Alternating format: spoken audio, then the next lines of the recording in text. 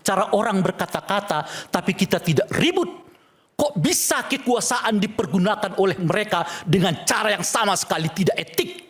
Jadi Bang Rangkuti, Apakah kalau menghina putusan orang itu MK gimana, Pak? Bang? nomor 90 yang kemarin itu yang meloloskan Saudara Gibran sebagai wakil presiden itu etik apa enggak?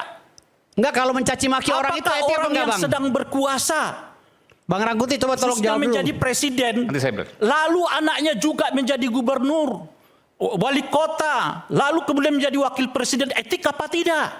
Apakah seorang presiden yang sedang berkuasa membagi-bagi kekuasaan kepada ponakan, kepada saudara, etik apa enggak? Saya kira kita berdebatnya di situ.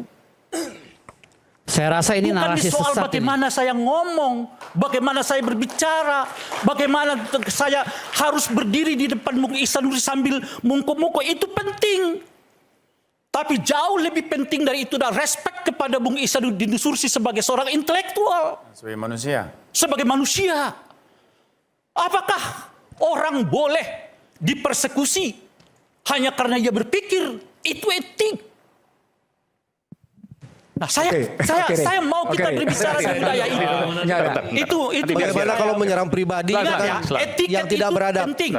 Etiket itu penting, tapi kita sebagai bangsa harus berbicara tentang etik, tentang nilai yang membentuk bangsa ini, Tentang adab nilai juga, Pak. yang membuat Pancasila itu Bagus, lima, bagus. bukan tentang bagaimana Oke. Anda berjalan di depan Bung Nursi sambil membungkuk-bungkuk. Jadi menurut- Itu penting, Tapi ada- kita sebagai bangsa Rey. berbicara tentang yang disebut dengan etik. Gini. Oleh karena itulah, Tio ini menganut Bung. butir-butir Pancasila atau tidak? ya dia menganut butir Pancasila.